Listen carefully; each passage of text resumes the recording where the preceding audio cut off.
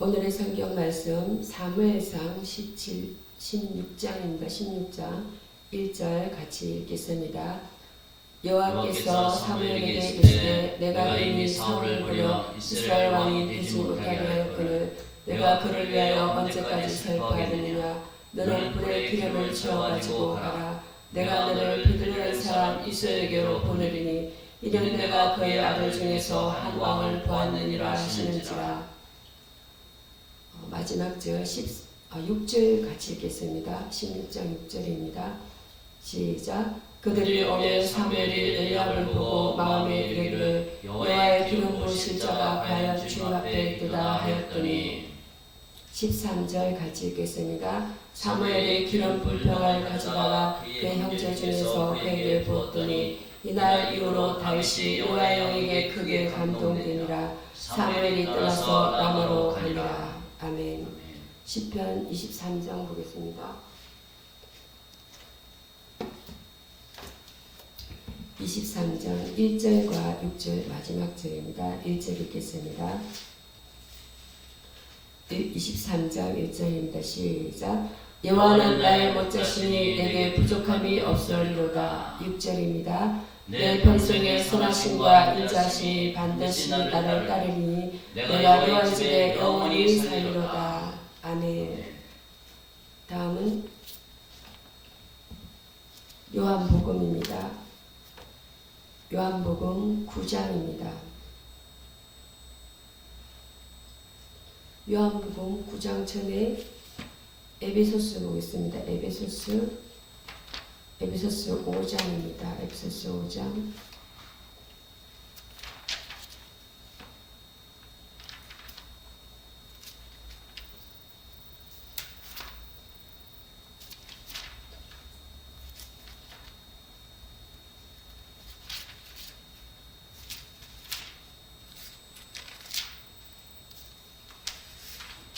에베소스 5장 8절 보겠습니다. 5장 8절입니다. 함께 읽겠습니다. 너희가 전에는 어둠이더니 이제는 주 안에서 빛이라. 빛의 자녀들처럼 행하라. 다음은 14절 읽겠습니다. 그러므로 이르시기를 잠자는 자여 깨어서 죽은 자들 가운데서 일어나라. 그리스도께서 너희에게 비추이시리라 하셨느니라. 아멘. 요한복음 9장 1절입니다. 예수께서 요한복음 9장입니다. 요한복음 9장 찾았으면 함께 읽겠습니다. 예수께서 길을 가실 때 날때부터 맹인이 된 사람을 보신지라. 9장 13절 보겠습니다. 9장 13절 시작. 그들이 전에 맹인이 되었던 사람을 데리고 다윗생들에게 갔더니 13장에 이어서 35절 보겠습니다. 13절에 이어서 35절입니다. 시작. 예수께서 그들이 그 사람을 쫓아냈다는 말을 들으셨더니 그를 만나사 이르되 네가 인자를 믿느냐. 41절 보겠습니다. 예수께서 이르시되 41절입니다.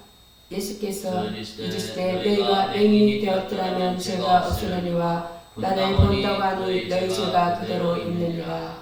아멘. 오늘의 본문 내용은 신라함에서 만난 목자라는 제목으로 말씀을 은혜를 나누겠습니다. 어둠을 뚫고 빛으로 부르시는 하나님입니다. 사무엘상 16장 1절에서 13절 말씀은 다윗의 기름 부음과 중심을 보시는 하나님이십니다.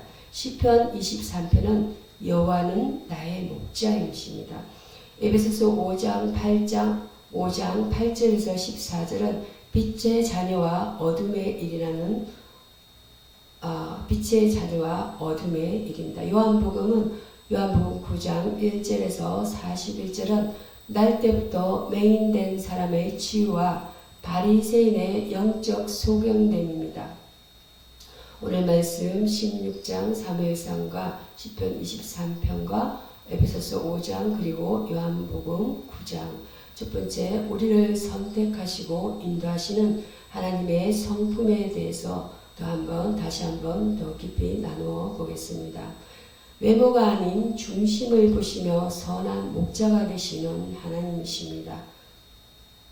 사무엘상입니다. 우리가 믿는 하나님은 어떤 분이실까요? 사무엘상 16장을 보면 이스라엘의 위대한 선지자 사무엘조차도 하나님의 기준을 몰라 실수하는 장면이 나옵니다. 사울 왕을 대신할 새로운 왕을 찾으러 이새의 집으로 간 사무엘은 이새의 첫째 아들 엘리압을 보고 속으로 감탄했습니다. 아마 요즘식으로 말하자면 키 185cm의 모델 같은 비율을 가진 훈남이었을 것입니다. 하지만 하나님께서는 사무엘에게 단호하게 말씀하셨습니다. 사람은 외모를 보거니와 나 여호와는 중심을 보느니라고 말입니다. 여기서 하나님의 성품 첫 번째 특징이 나타납니다. 하나님은 우리가 가진 조건, 학벌, 재산 혹은 잘생긴 얼굴에 관심이 없으십니다. 하나님은 우리의 마음 중심이 하나님을 향해 있는지를 보십니다. 결국 왕으로 선택받은 사람은 형들이 양떼를 지킬 때 막내라고 무시당하며 덜판에 남아있던 소년 다윗이었습니다. 하나님은 소외된 자를 찾아내시는 분이십니다. 이 하나님의 성품은 시편 23편에서 더욱 구체화됩니다.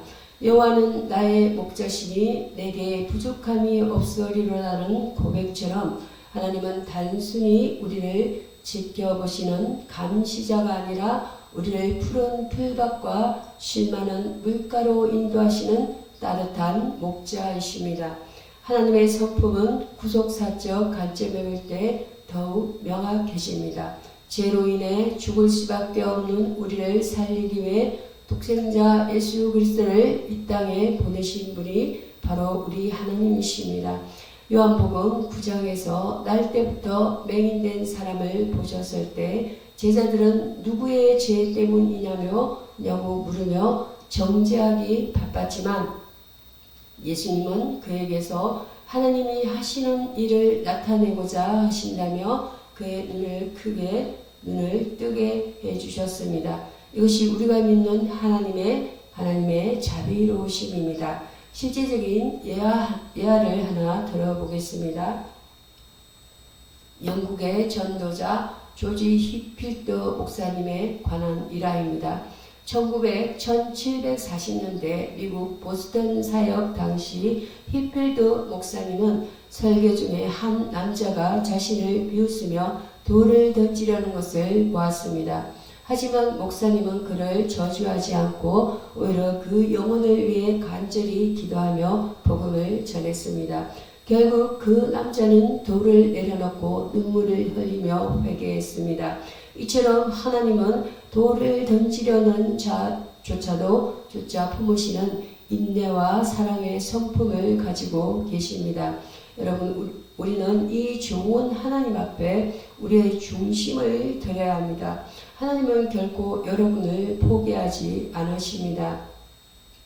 어둠 속의 맹인과 같은 인간의 본질과 죄의 실상입니다. 두 번째, 우리 인간의 본질이 무엇인지 성경을 통해 정직하게 직시해 보겠습니다.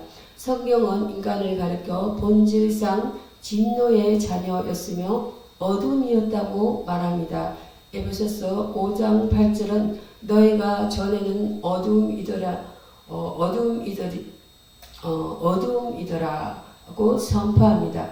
우리가 어둠의 일을 조금 했다는 수준이 아니라 존재 자체가 어둠이었다는 뜻입니다. 이것이 바로 아담 이후 우리 인간이 가진 원죄의 비극입니다. 요한복음 9장에 등장하는 날 때부터 맹인된 사람은 사실 영적으로 눈이 멀어 하나님을 보지 못하는 우리 모든 인간의 상태를 상징적으로 보여줍니다. 우리는 스스로 빛을 낼 수 없는 존재입니다. 근데 여기서 마귀의 역사가 개입합니다. 성경에서 마귀는 광명의 천사로 가정하며 인간의 교만을 부추깁니다. 요한복음 9장의 바리새인들을 보십시오. 그들은 육신의 눈은 뜨고 있었으나 영적으로는 철저히 눈먼 자들이었습니다. 그들은 자신들이 율법을 잘 지킨다고 자부하며 진짜 빛으로 오신 예수님을 정죄했습니다. 마귀는 이처럼 종교적인 열심이나 도덕적인 자만심을 이용해 인간이 스스로 구원받을 수 있다고 착각하게 만듭니다. 하지만 성경은 단호하게 말합니다. 의인은 없나니 하나도 없으며 모든 사람이 죄를 범하였음에 하나님의 영광에 이르지 못한다고 말입니다. 인간의 본질은 무력함 그 자체입니다. 다윗이 시편 23편에서 내가 사망의 엄침한 골짜기를 다닐지라도 라고 고백한 것은 인간이 처한 현실이 언제든 죽음의 위협 앞에 놓여있는 연약한 존재임을 인정하는 것입니다. 20세기 초 타이타닉호 침몰 사건을 떠올려 보십시오. 1912년 4월 15일 새벽 12년 4월 15일 새벽입니다. 당시 인류 기술의 결정체라 불리던 거대한 배가 빙산에 부딪혀 가라앉을 때 그 안에 부자나 가난한 자나 할 것 없이 모두가 죽음 앞에서는 평등하게 무력했습니다.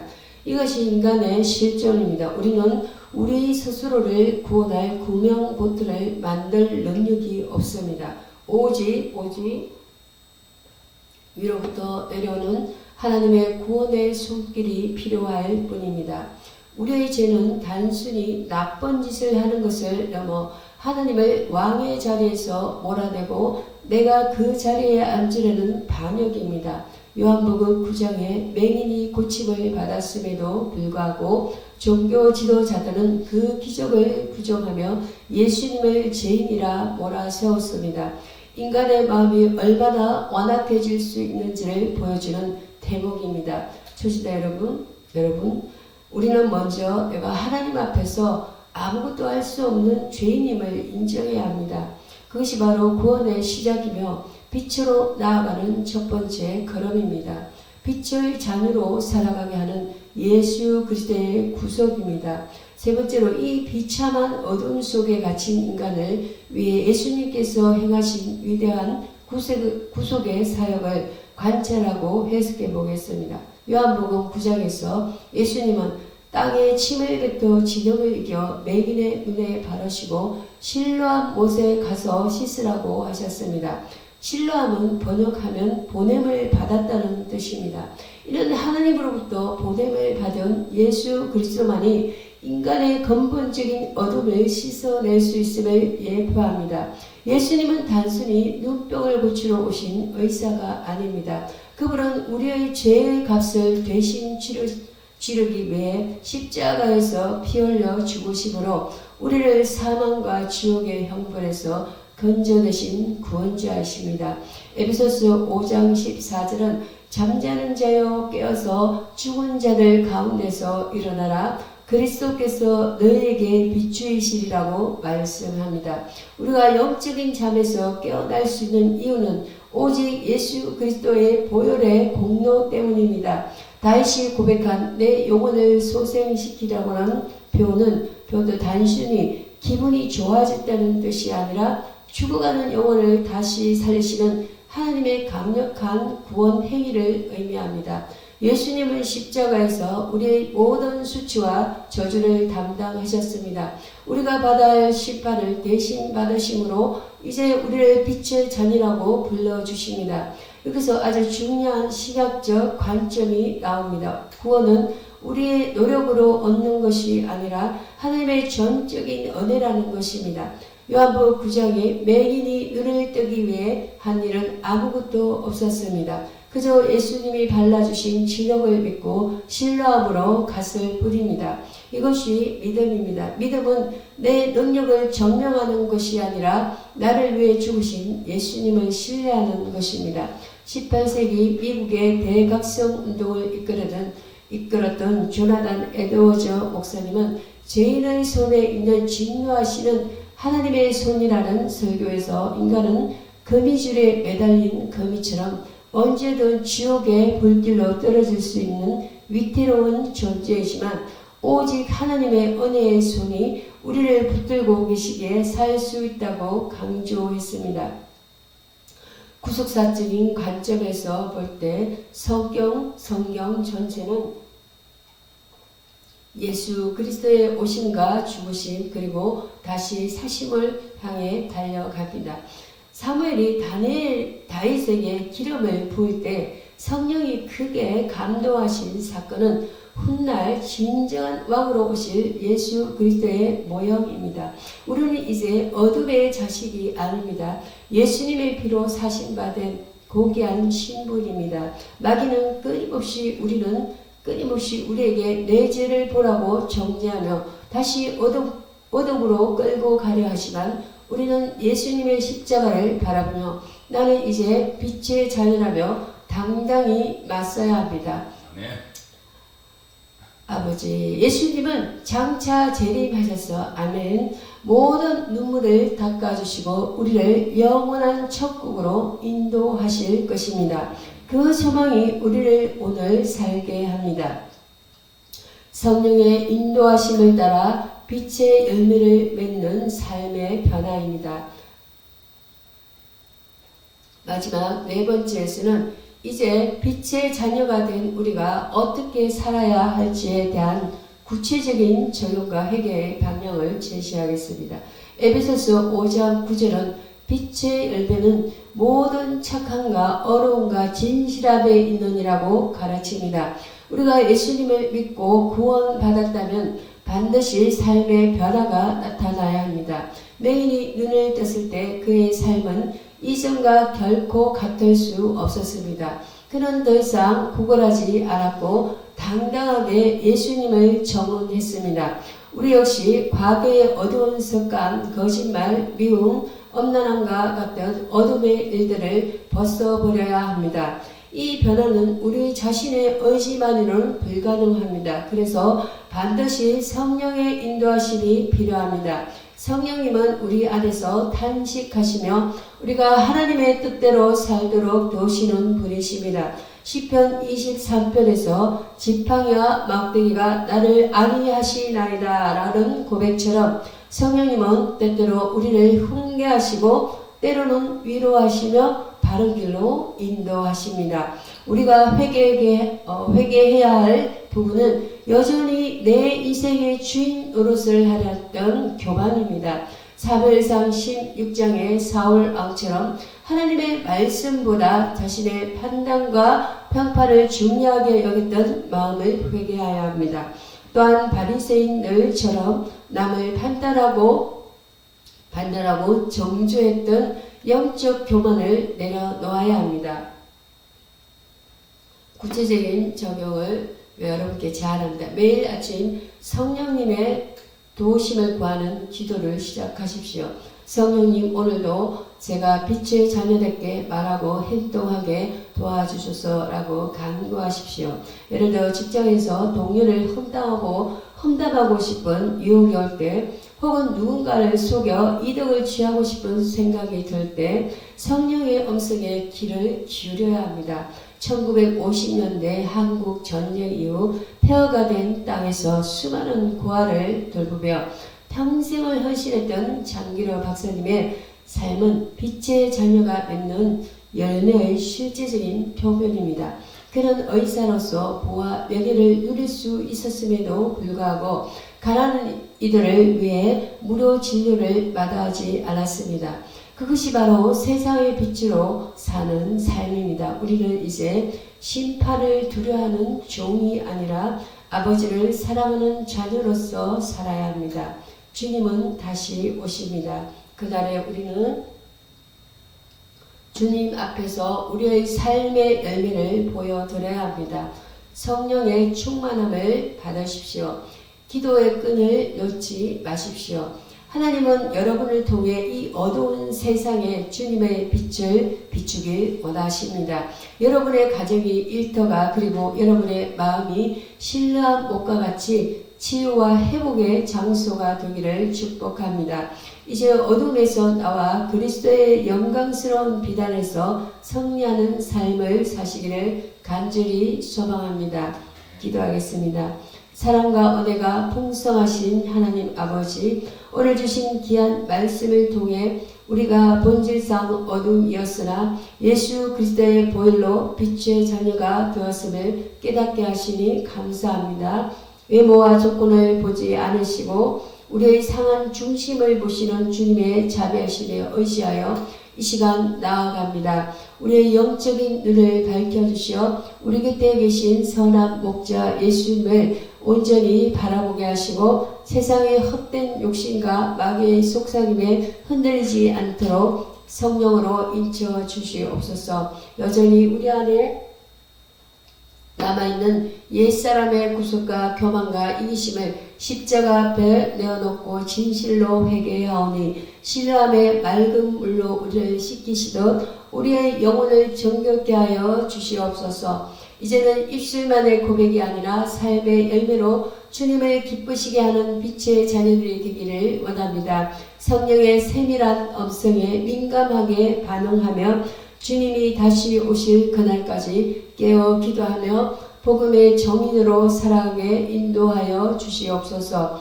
우리를 죄와 사망에서 건져내신 우리 주 예수 그리스도의 이름으로 간절히 기도드립니다.